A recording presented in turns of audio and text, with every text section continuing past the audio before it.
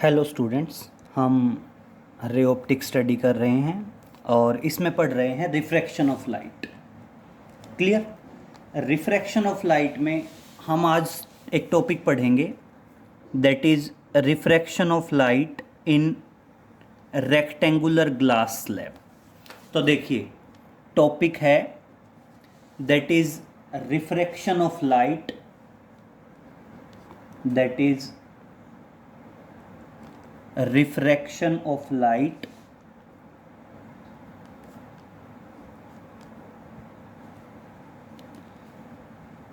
through a rectangular glass slab, through a rectangular through a rectangular glass slab, a rectangular glass slab. Clear. हमने एक rectangular glass slab के अंदर refraction को study करना है। Clear. तो देखिए बेटा, हम सबसे पहले क्या मानते हैं कि एक ग्लास स्लैब ले लो। एक क्या ले लीजिए, ग्लास स्लैब ले लीजिए। मान लीजिए ये आपकी क्या है, एक ग्लास स्लैब है। क्लियर। बेटा, ग्लास स्लैब की थिकनेस मान लीजिए T. T is the thickness of the glass slab. Clear. बेटा, दोनों तरफ एयर है तो एयर का रिफ्रैक्टिव इंडेक्स मान लीजिए म्यू ए, और बेटा ग्लास स्लैब का रिफ्रैक्टिव इंडेक्स में हम मान लीजिए म्यू जी। म्यू जी क्या है? That is the refractive index of the glass slab. Clear. अब समझिए, मान लीजिए कोई रे ऑफ लाइट आती है और यहां पे इंसिडेंट होती है। क्लियर। कोई रे ऑफ लाइट आई और यहां पे क्या हुई, इंसिडेंट हुई। तो बेटा सबसे पहले हम यहां पे क्या ड्रा करेंगे, नॉर्मल ड्रा करेंगे। मान लीजिए हमने यहां पे क्या ड्रा कर दिया, नॉर्मल ड्रा कर दिया, और इस नॉर्मल को मान लीजिए नीचे तक ले लीजिए। ठीक है, ये नॉर्मल ड्रा कर दिया, दैट इज एल डैश मान लीजिए। ठीक है, बेसिकली नॉर्मल हमें यहीं चाहिए था, लेकिन मैंने इसको नीचे तक एक्सटेंड कर दिया क्योंकि इसकी आगे रिक्वायरमेंट है। अब बेटा ये क्या है, that is the angle of incidence. आई बात करें इसको। अब उसके बाद दूसरा सुनिए बेटा, जैसे ही एयर से ग्लास में जाएगा means rare to denser. Rare to denser हो गया तो बेटा जाना चाहिए था स्ट्रेट। देखो अगर हम सोचें तो जाना चाहिए था स्ट्रेट, ऐसे ही जाना चाहिए था ना। लेकिन क्या हुआ बेटा, रेयर टू डेंसर आया तो रेयर टू डेंसर में क्या होता है, बेंड्स टुवर्ड्स द नॉर्मल। तो इस पॉइंट से और लाइट रे कहाँ बेंड हो गई, नॉर्मल की तरफ बेंड हो गई। Clear. Towards the normal bend हुई। और बेटा यहाँ पे ये जो एंगल आया, इस एंगल को मान लीजिए हम एंगल ऑफ रिफ्रैक्शन कहते हैं R. This is the angle of refraction R मान लीजिए। अब दूसरा सुनिए, यहाँ पे दोबारा रिफ्रैक्शन होगा, लेकिन इस बार रिफ्रैक्शन कहाँ से कहाँ का होगा, डेंसर टू रेयर, क्योंकि ग्लास और ग्लास से वापस किस में आना है, एयर। तो बेटा मेरे को यहाँ पे भी क्या चाहिए, नॉर्मल चाहिए। मान लीजिए हमने नॉर्मल ड्रा कर दिया, और अब क्या होगा बेटा, denser to rare. Denser to rare में क्या हो जाएगा, that is away from the glass, और रे ऐसे जाएगी। अगर ये एंगल आर है तो मेरे अकॉर्डिंग ये एंगल भी क्या होगा, आर। और बेटा इस एंगल को मान लीजिए E, that is angle of emergence. जिस एंगल से रे ऑफ लाइट एंटर करती है उसे मान लीजिए एंगल ऑफ इंसिडेंस, और जिस एंगल से बाहर एग्जिट आउट हो रही है उसे मान लीजिए एंगल ऑफ इमरजेंस। क्लियर। अब नेक्स्ट पॉइंट है, हम सबसे पहले तो ये प्रूव करेंगे कि आपका एंगल ऑफ इंसिडेंस किसके बराबर होता है, एंगल ऑफ इमरजेंस के बराबर होता है। आगे बाकी की चीजें बाद में करेंगे। सबसे पहले हमें प्रूव करना है कि एंगल ऑफ इंसिडेंस किसके इक्वल है, एंगल ऑफ इमरजेंस के इक्वल है। तो मान लीजिए ये पॉइंट था L और इस पॉइंट को मान लीजिए M। तो बेटा दोनों जगह स्नेल्स लॉ लगाएंगे, पॉइंट L पे भी और पॉइंट M पे भी। तो देखो क्या करते हैं, now applying Snell's law, that is applying Snell's law at point, applying Snell's law at point L।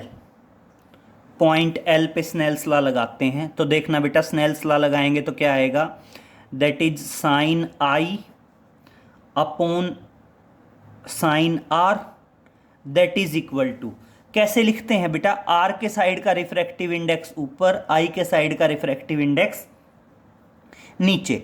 तो देखिए R के साइड में क्या है, R किस में बना है, ग्लास में, तो R के साइड का रिफ्रैक्टिव इंडेक्स तो क्या है म्यू जी, और अपॉन I किस में बना है, एयर में, और एयर के साइड का रिफ्रैक्टिव इंडेक्स क्या है म्यू ए। मार्क कर दिया इक्वेशन 1, ठीक है। अब इसी तरह स्नेल्स लॉ लगाओ पॉइंट M पे। Now applying Snell's law at point M। बेटा स्नेल्स लॉ लगा रहे हैं कहाँ पे, पॉइंट M पे। बेटा पॉइंट M पे स्नेल्स लॉ लगेगा तो देखना क्या आएगा, that is sine R upon sine E। और अब सिचुएशन क्या है बेटा, E के साइड का रिफ्रैक्टिव इंडेक्स ऊपर और R के साइड का नीचे। E किस में बना है बेटा, एयर, ग्लास, और बाहर वापस से क्या है एयर। तो E किस में बना है, एयर में, तो क्या आ जाएगा म्यू ए। और R किस में बना है, स्लैब के अंदर, तो ग्लास का क्या आ जाएगा म्यू जी। बेटा रेसिप्रोकल कर दें, भाई दोनों को हम क्या कर सकते हैं, रेसिप्रोकल कर सकते हैं, या सिंपल मल्टीप्लाई कर दो आप यहीं से तो भी आ जाएगा। और यहाँ पे क्या करिए, मल्टीप्लाइंग इक्वेशन 1 एंड 2। तो देखिए मैं यहाँ पे आगे कर रहा हूँ, that is multiplying equation 1 and 2।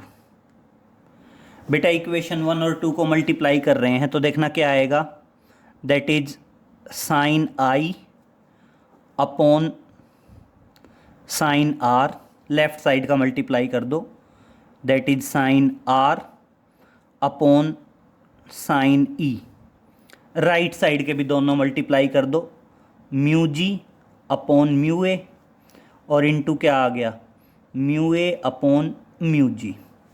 बेटा साइन R से sign R cancel, mu G से mu G cancel, mu A से म्यू ए कैंसिल, और क्या आ गया sine I upon sine E is equal to 1, और क्या आ गया sine I is equal to sine E। यही आता जाएगा ना, और hence I is equal to E।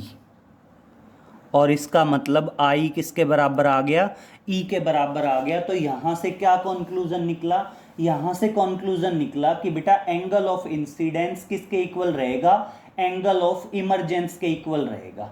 आपका जो एंगल ऑफ इंसिडेंस है वो किसके बराबर रहेगा, एंगल ऑफ इमरजेंस के बराबर रहेगा। I क्या है, एंगल ऑफ इंसिडेंस, I क्या है आपका, that is angle of incidence. और I क्या है आपका, I है आपका that is angle of emergence बोल सकते हैं। इमरजेंस मतलब जिस एंगल से रे बाहर निकल रही है, that is angle of emergence, angle of emergence. Clear. अब दूसरे पॉइंट पे आते हैं बेटा, हमारा angle of incidence angle of emergence के बराबर मिल गया, तो इसका मतलब ये रे और ये रे एग्जैक्टली पैरेलल हैं। तो इसका मतलब रे जिस डायरेक्शन में जा रही थी ट्रेवल तो उसी डायरेक्शन में करेगी। बस क्या हो जाएगी, अपने रास्ते से शिफ्ट हो जाएगी। और बेटा जितनी शिफ्ट होगी, मान लीजिए मैं यहाँ से नॉर्मल ड्रा करता हूँ, इसको मान लीजिए मैं कहता हूँ एन डैश या एन, जो भी आप कहना चाहो, मान लीजिए आपने कह दिया एन, ठीक है। तो बेटा ये जो एम एन आया, ये एम एन क्या है, लेटरल शिफ्ट है। ये एम एन क्या है, that is lateral shift. Clear. तो अब हमने एक चीज तो क्लियर हो गई कि angle of incidence angle of emergence के बराबर है। इट मींस रे ऑफ लाइट जिस डायरेक्शन में जा रही थी बिल्कुल उसी के पैरेलल होगी, मतलब इंसिडेंट रे और इमरजेंस रे दोनों एक दूसरे के पैरेलल होंगी, सेम डायरेक्शन में होंगी, बस शिफ्ट हो जाएगी। तो यहाँ पे जो एम एन होगा, इस एम एन को बोलेंगे बेटा लेटरल शिफ्ट या लेटरल डिस्प्लेसमेंट। अब इसको कैलकुलेट कैसे करेंगे वो समझिए बेटा। इसको कैलकुलेट करने के लिए आप एक चीज सुनिए, अगर मैं यहां पे ये वाला एंगल निकालना चाहूं, ये एंगल देखिए, ये कंप्लीट एंगल आई था, तो ये कंप्लीट एंगल भी क्या होगा, आई रहेगा। ये आर है, तो बेटा ये वाला जो एंगल है, ये वाला एंगल बेसिकली किसके बराबर होगा, आई माइनस आर के बराबर होगा। ये एंगल बेसिकली किसके बराबर रहेगा, आई माइनस आर के बराबर रहेगा। तो अब देखिए, हमने निकालना है एम एन, ठीक है। तो मैं ये ट्राइएंगल ले लेता हूं, एम एन और एल। क्लियर। तो सबसे पहले यही ट्राइएंगल लेते हैं। एक तो ये यहां तक निकल गया। अब क्या करेंगे, from triangle M N L, M N L, मैंने ट्राइएंगल ले ली एम एन और एल। अगर इसकी बात करूं और ये एंगल आई माइनस आर है, तो आई थिंक बेटा ये बेस, ये परपेंडिकुलर और ये क्या आ गया, हाइपोटेन्यूज। मैंने निकालना क्या है, मैंने निकालना है परपेंडिकुलर एम एन अपॉन क्या ले लीजिए, अपॉन ले लीजिए हाइपोटेन्यूज। बेस परपेंडिकुलर और ये क्या आ गया, हाइपोटेन्यूज आ गया। तो मेरी बात सुनिए, परपेंडिकुलर अपॉन हाइपोटेन्यूज, हाइपोटेन्यूज क्या है, एम एल, और किसके बराबर आएगा बेटा, साइन थीटा, और थीटा क्या है, that is I minus R, है यही। और इसका मतलब एम एन किसके बराबर आ गया, एम एन आ गया, that is M L sine I minus R. और मान लीजिए हम इसको कहते हैं इक्वेशन 3। अब वैसे तो ये लेटरल शिफ्ट आ गया हमारा, इसको लेटरल डिस्प्लेसमेंट बोल दीजिए या इसको क्या बोल दीजिए, लेटरल शिफ्ट बोल दीजिए। ये किसके बराबर आया, M L sine I minus R आया। लेकिन बेटा प्रॉब्लम क्या है, हमें एम एल की वैल्यू भी नहीं पता। अब वो कहता है एम एल की वैल्यू निकालने के लिए दोबारा ट्राइएंगल ले लो, एम एल और एल डैश।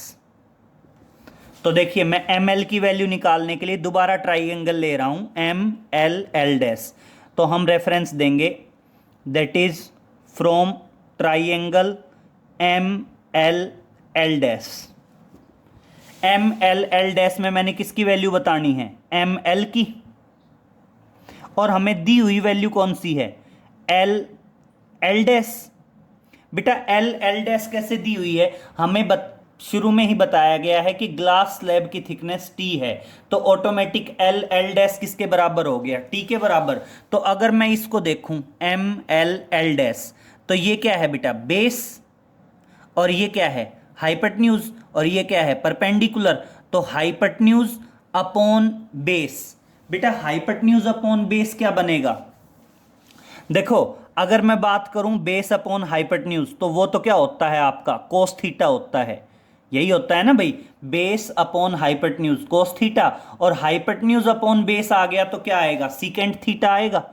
तो ये किसके बराबर आ गया, दैट इज सीकेंट आर।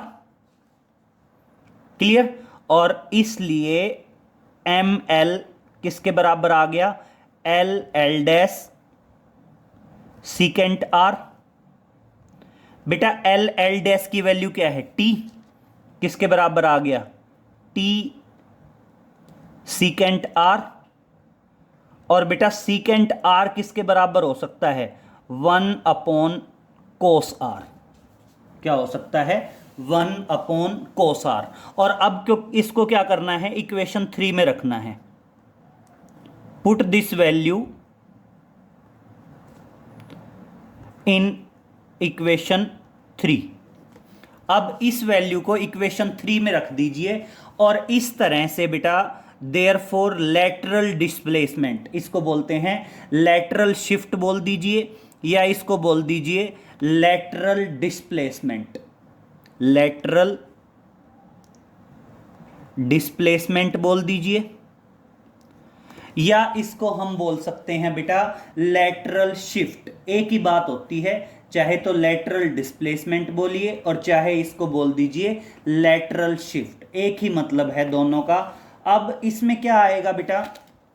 ये जो आपका लैटरल शिफ्ट आ गया, मैं ये वैल्यू रख रहा हूं किसकी?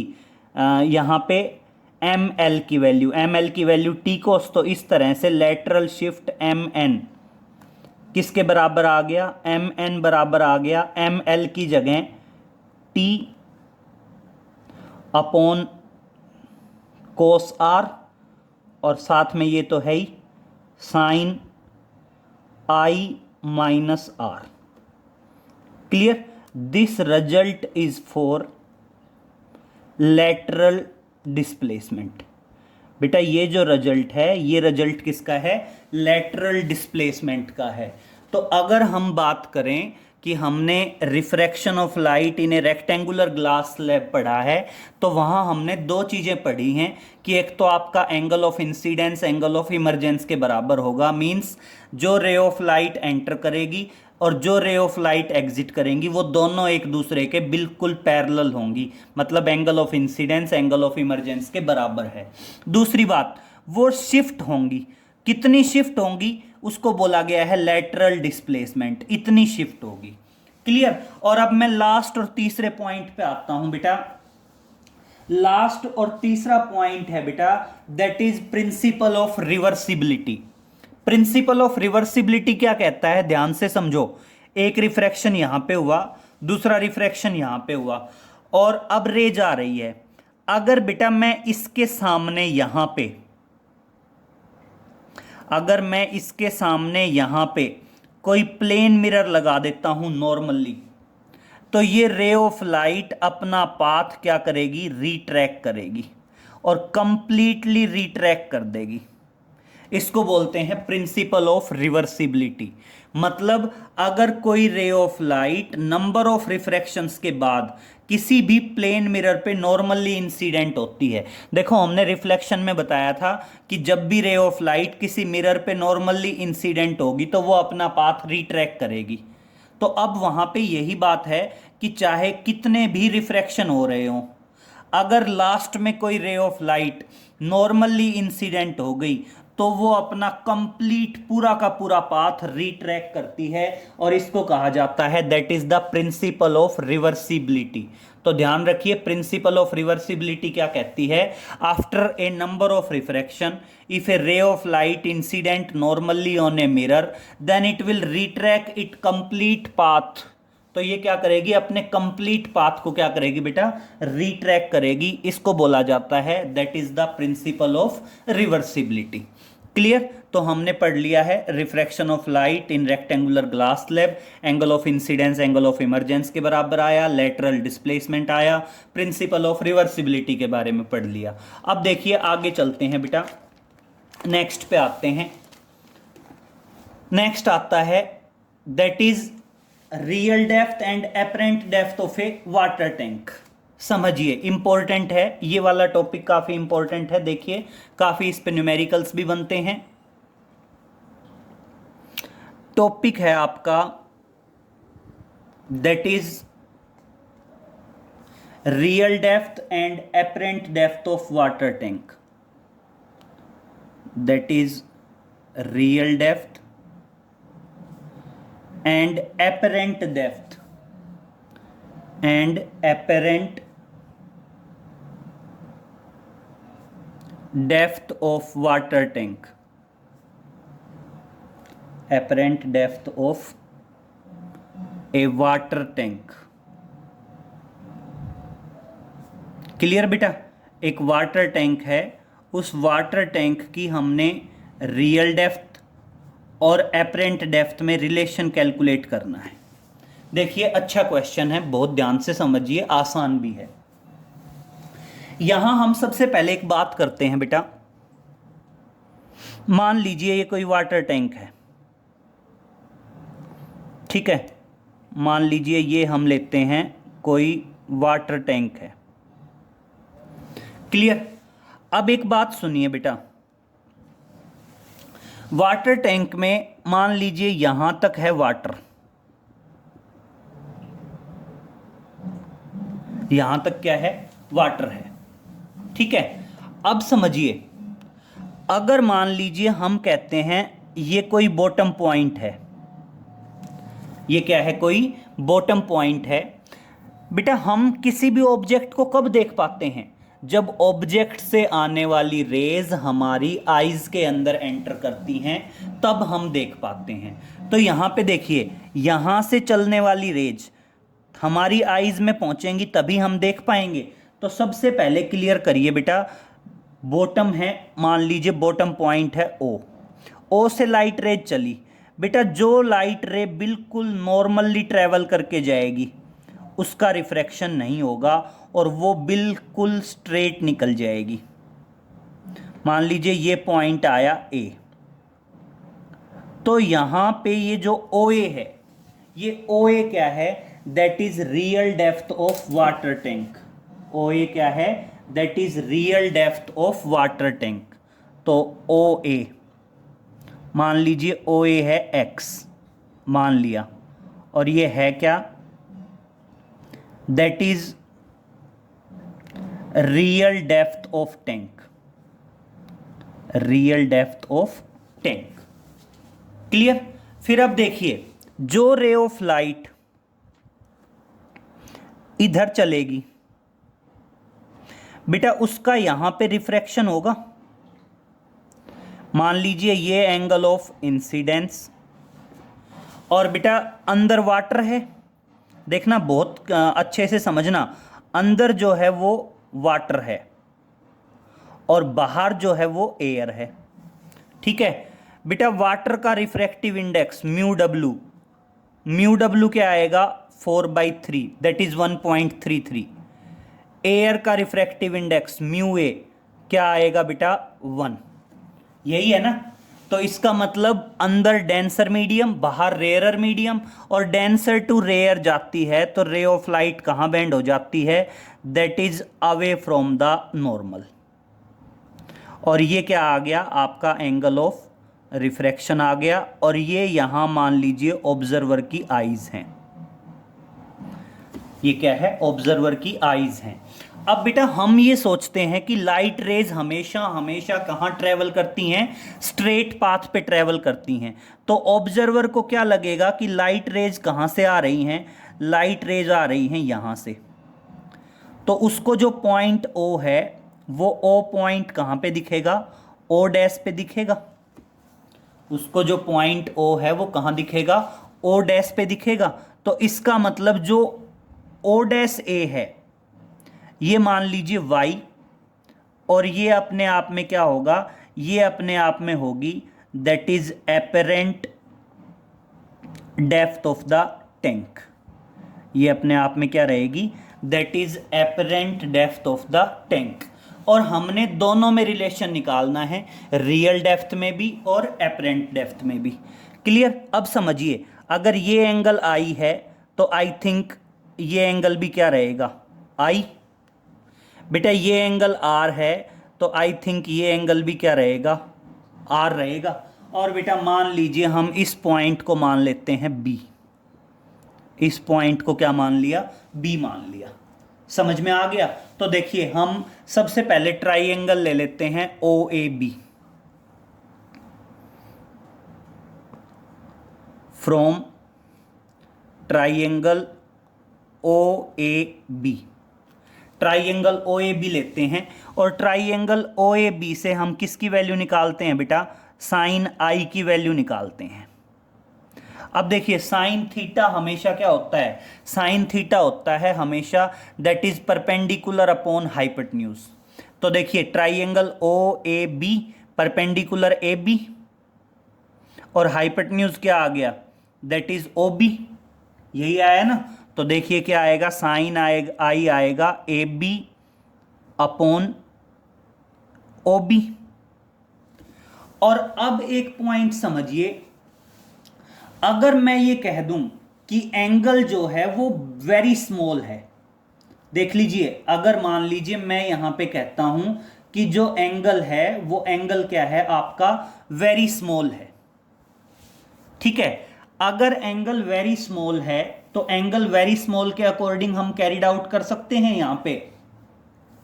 देखो अगर मैं ये कहूं कि ये एंगल वेरी स्मॉल है तो आपका जो ओ बी होगा वो लगभग लगभग किसके बराबर होगा, ओ ए के बराबर होगा।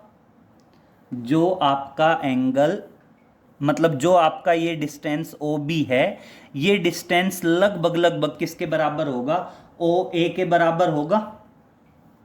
क्लियर। और ओ ए के बराबर होगा तो यहां पे देखिए अब हम क्या कह सकते हैं,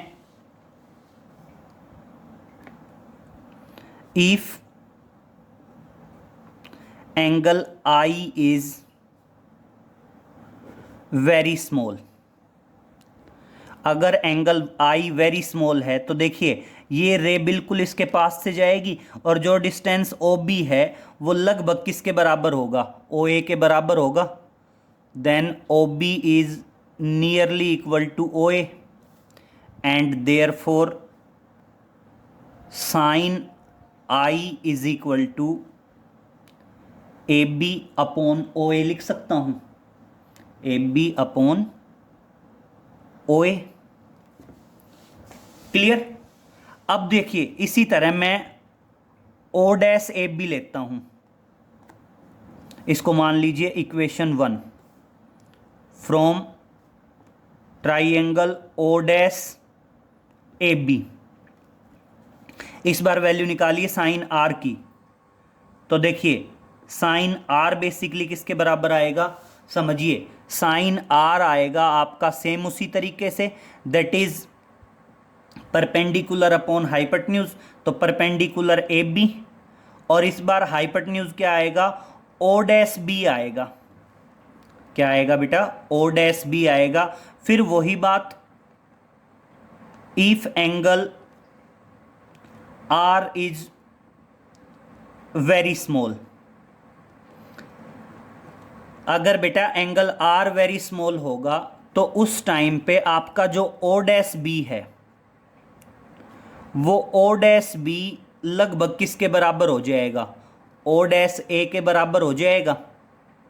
ये ध्यान रखना, अगर एंगल वेरी स्मॉल है तो उस टाइम पे ओ बी ओ ए के बराबर और O dash B O dash A के बराबर, और इसलिए आपका जो साइन आर है, साइन आर किसके बराबर आ जाएगा, साइन आर बराबर आ जाएगा A B over O dash A. दोनों को मल्टीप्लाई कर दें, डिवाइड कर दीजिए। मान लीजिए दोनों को मैं डिवाइड करता हूं, नाउ डिवाइडिंग इक्वेशन 1 बाई 2। मान लीजिए मैं इक्वेशन 1 को 2 से डिवाइड करता हूं तो देखना क्या आएगा, sine I upon sine R is equal to O A B upon O A B upon O A. और डिवाइड में आना है बेटा, डिवाइड में आना है तो ए बी तो नीचे और ओ डैश ए पलट के ऊपर, ए बी से ए बी कैंसिल, और इस तरह से sine I upon sine R किसके बराबर आ गया, ओ डैश ए अपॉन ओ ए। मान लीजिए इक्वेशन 3। अब क्या करते हैं, स्नेल्स लॉ लगाते हैं पॉइंट बी पे। तो देखिए क्या करेंगे, अप्लाइंग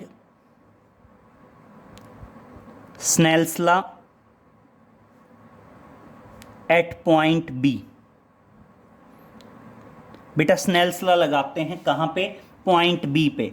तो देखिए अगर मैं पॉइंट बी पे स्नेल्स लॉ लगा रहा हूं तो क्या आएगा, sine I upon sine R that is equal to, R के साइड का रिफ्रैक्टिव इंडेक्स ऊपर, आर किस में बन रहा है, एयर में, तो ऊपर तो क्या आया एयर, और नीचे क्या आया आई, आई के साइड का रिफ्रैक्टिव इंडेक्स नीचे, आई किस में है वाटर में, तो mu W.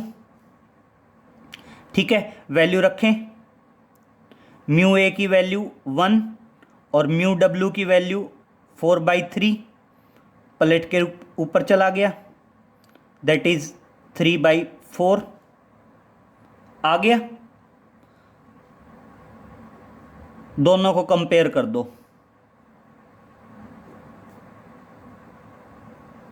Comparing equation 3 and 4।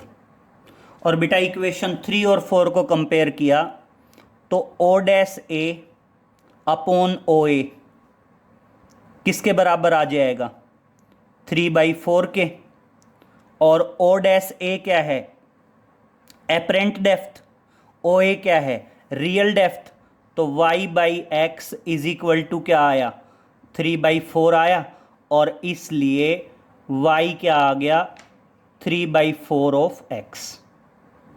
ठीक है, रियल डेप्थ क्या आ गई, एपरेंट डेप्थ के 3/4 के बराबर आ गई। बेटा ये बात आई वाटर टैंक की, ये किसकी बात आई, वाटर टैंक की। और यहां से देखो दो बात क्लियर हुई, y क्या है, y है दैट इज एपरेंट डेप्थ, और x क्या है, यहां पे x है आपकी रियल डेप्थ।